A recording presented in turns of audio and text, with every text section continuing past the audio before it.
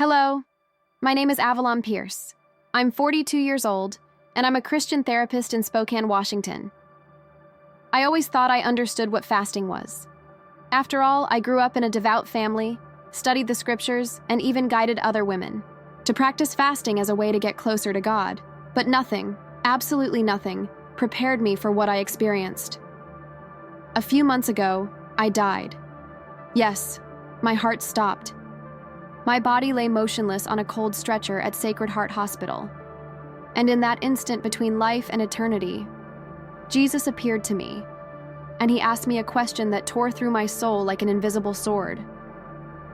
What do you fast for? What? He revealed to me next, it will completely change what you think about fasting. If this story touches your heart, comment, and share. You need to hear this to the end. My name is Avalon Pierce. I'm 42 years old, a Christian therapist, and I've dedicated my life to helping others find healing, emotionally, spiritually, and in many cases, physically. I lived in Spokane, Washington, with my 16-year-old daughter, Lila. On the outside, my life seemed stable. Inside, I was falling apart. In recent years, I have faced a traumatic divorce, a quiet depression, and a string of losses that have made me doubt even my faith. I started fasting as a way to search for answers. But little by little, fasting became a mechanical habit, an empty routine, as if God was obliged to speak to me if I sacrificed enough.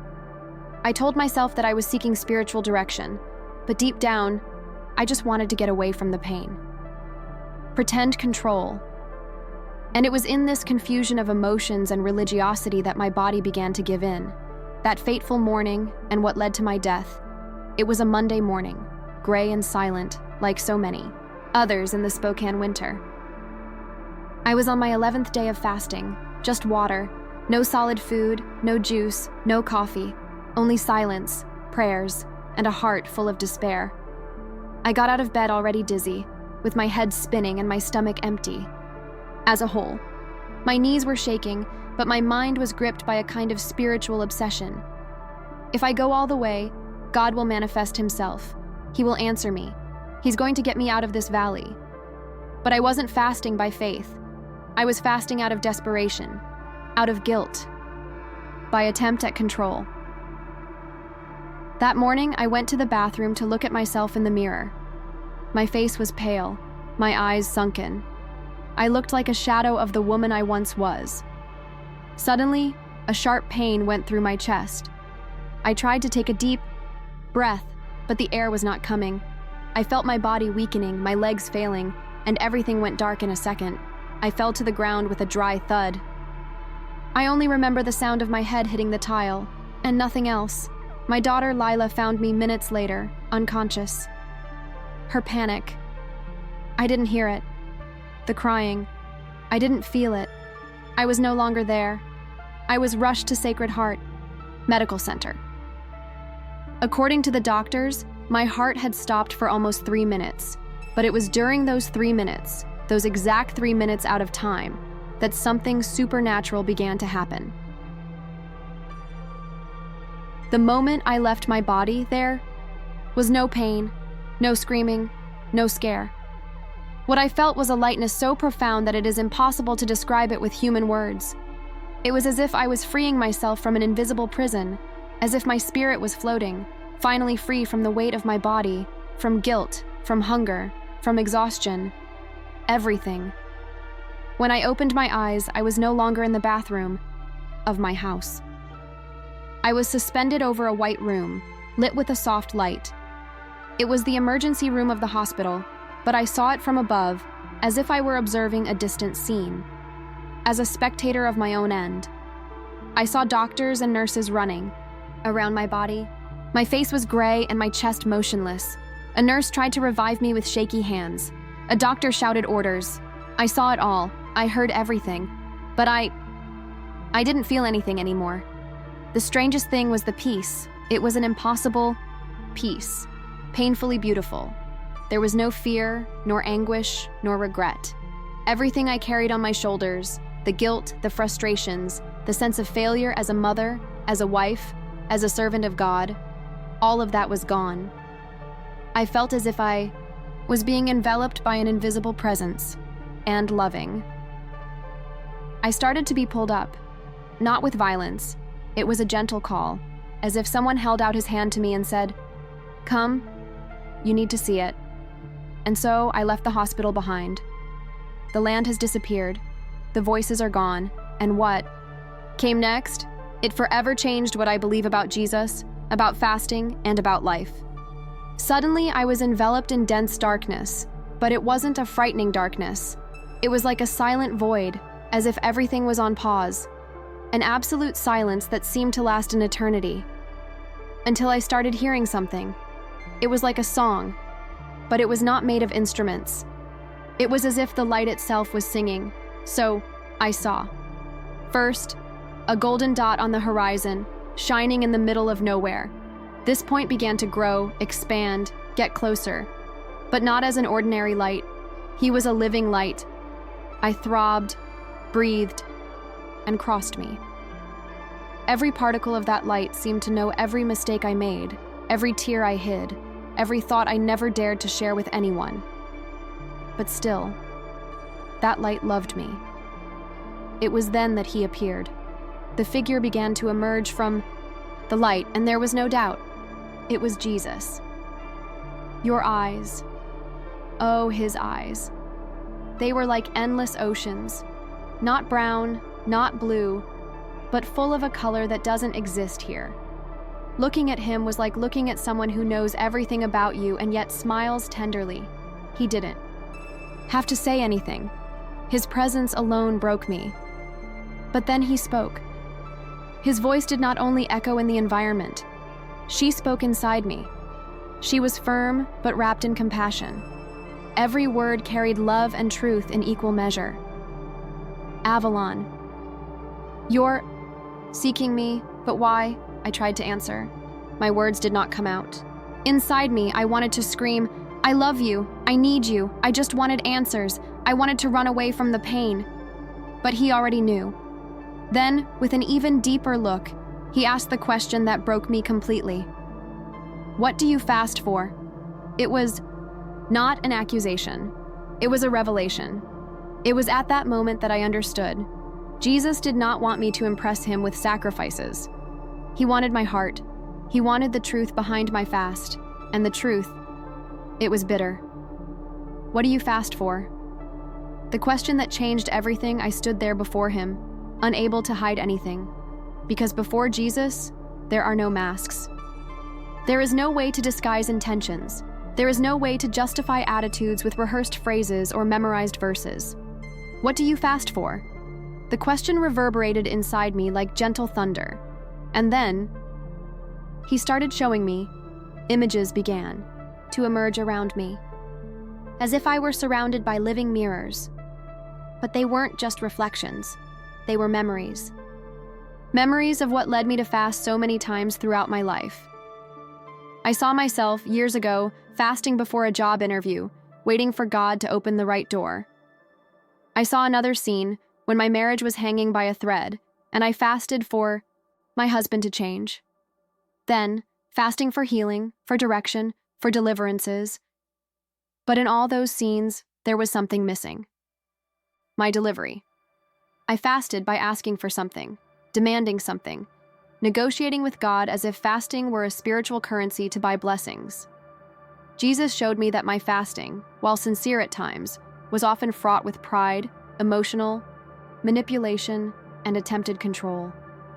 It was not worship. It was despair disguised as devotion. And the worst, he showed me that it wasn't just me. All around me, images began to emerge of other people, men, women, church leaders, young Christian, influencers, all fasting. But on closer inspection, I realized that many of them were more concerned with the appearance of holiness than with the essence of sanctification. People fasting to show strength, to gain spiritual authority, to prove something to others, or even to themselves. Jesus then spoke once more. Fasting is not to get the attention of men, not even to manipulate my hand. True fasting is one that starts from a broken heart, which desires only my presence and nothing more. At that moment, I cried. not with tears in his eyes, but with the soul. Because I realized that for years, I fasted thinking I was seeking God, but in fact, I was trying to get away from myself. After Jesus exposed the root of my intentions, he led me to something I will never forget. That light around him began to expand. It was as if the environment itself became part of the message. And then he reached out, not physically, but spiritually, and touched something inside of me. It was as if he touched my soul to a point that had never been reached, neither by therapy, nor by prayer, nor by human words. Suddenly, everything around me changed. The darkness has been replaced by a new scenario. I was now in front of a kind of dry, withered, almost dead garden. Broken branches, exposed roots, cracked earth. And then Jesus said, "This is your inner self when fasting is done without brokenness. A dry ritual, a dead sacrifice." I cried when I heard that, because what I saw there was my heart. My fasts had a semblance of holiness, but inside the ground was barren. There was no life. But then, he blew. A gentle wind came out of his presence and touched that dead garden. Gradually, the leaves began to tremble. The cracked ground began to close. Green shoots began to grow between the broken branches. Crystal clear water began to spring from the dry ground. Jesus spoke again. "Now see what happens when fasting comes from the repentant soul. When there is no demand, no hurry, no manipulation, but only be for me." I couldn't contain my emotion. That was not just any metaphor. For the first time in many years, I realized that true fasting is not about what we don't eat. It's about what we allow to die in us so that God can live through us. At that moment, I understood. Fasting is not an act of bargaining.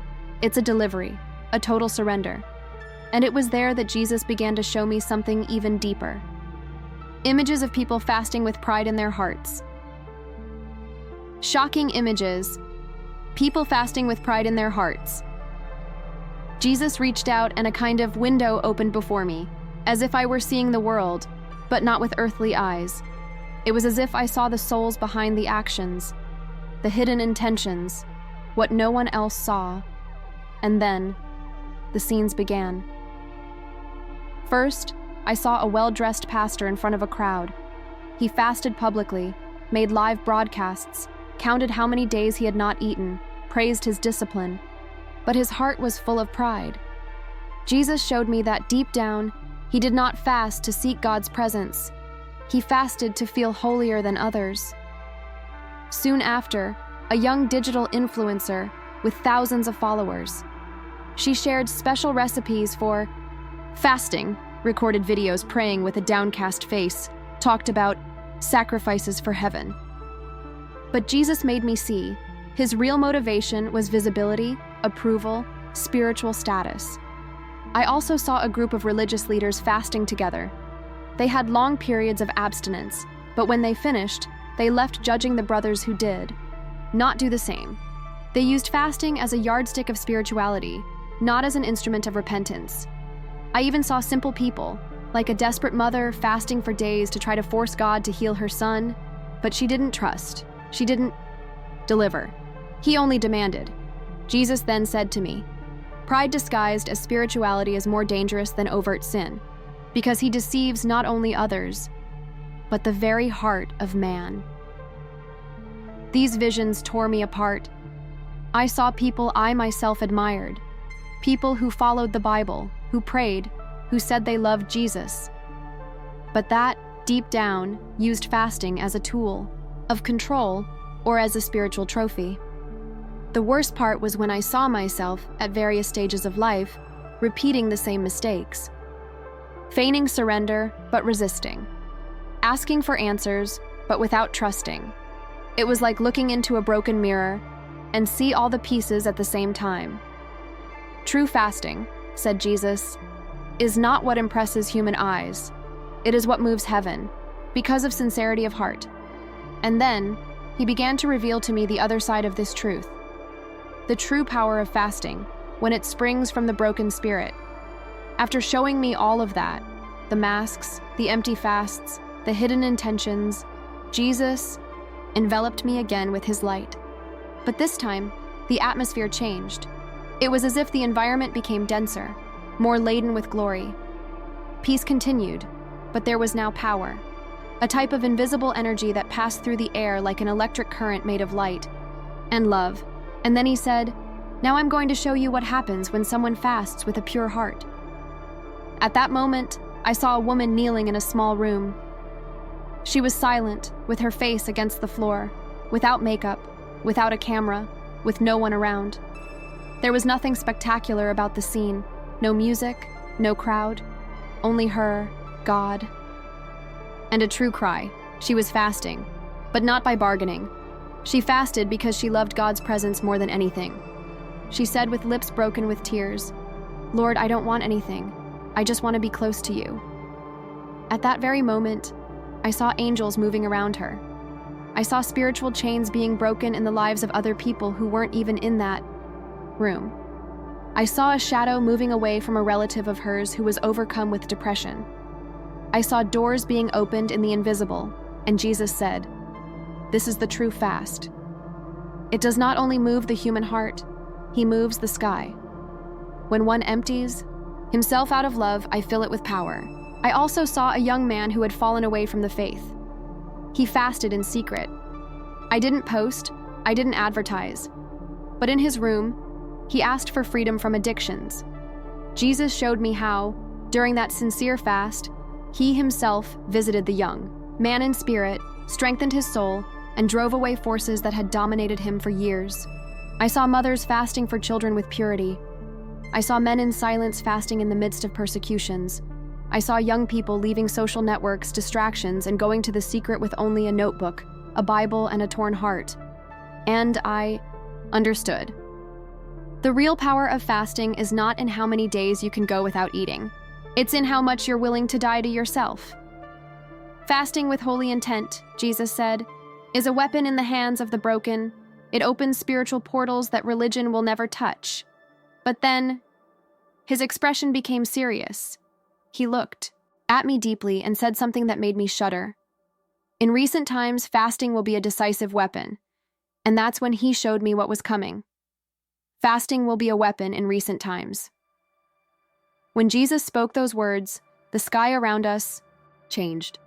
The soft light that enveloped us was replaced by a dense atmosphere, as if a cloud of war were approaching. It wasn't fear, it was urgency. The kind of urgency we only feel when something eternal is about to happen. He looked at me deeply and said, "Avalon, the days ahead will be dark. Many who are standing today will fall. Many who preach today will be silent. Many that shine today will be erased." At that moment, scenes began to emerge before me. It was like a movie, but infinitely more real. I saw cities collapsing, people running in panic, systems failing, leaders being unmasked. I saw full churches emptying out and simple houses filling with light. I saw familiar voices falling silent and strangers standing up with authority. And then I saw him, a charismatic, seductive, charming figure, a world leader gaining the trust of entire nations. People applauded him, followed him, adored him. But there was something deeply dark behind his eyes. Jesus revealed to me, this is the spirit of the Antichrist.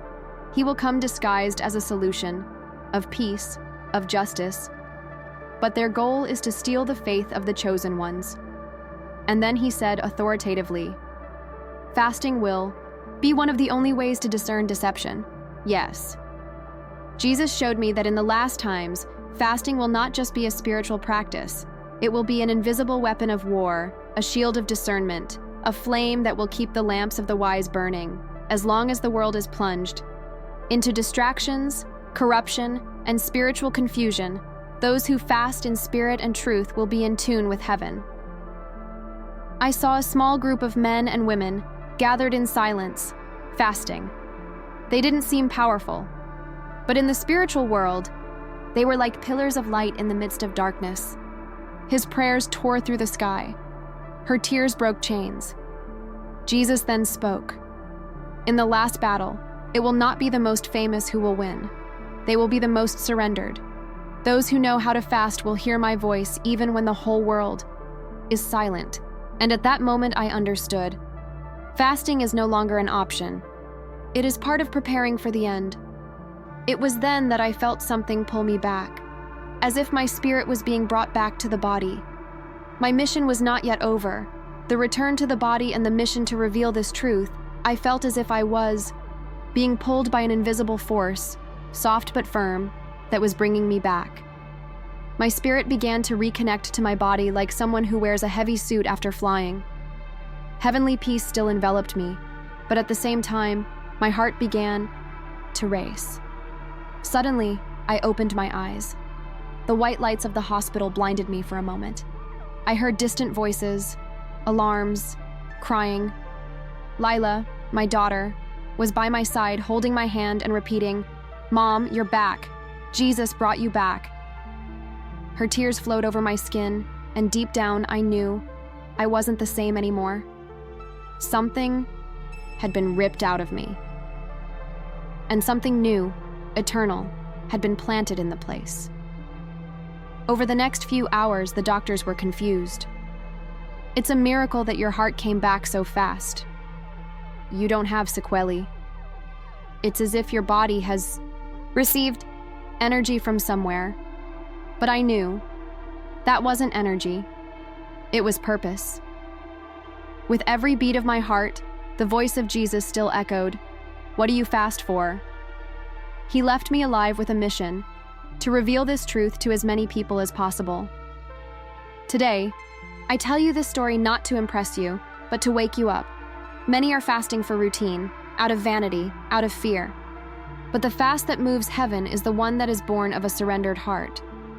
If you feel that God has been silent, perhaps He is waiting for you to stop trying to manipulate the answer and just surrender.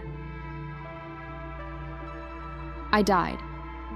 And in the most real encounter of my life, Jesus revealed to me something about fasting that changed everything.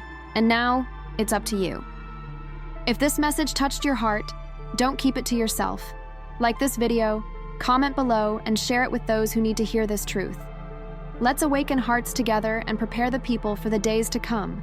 Jesus is coming back, and the time of harvest began.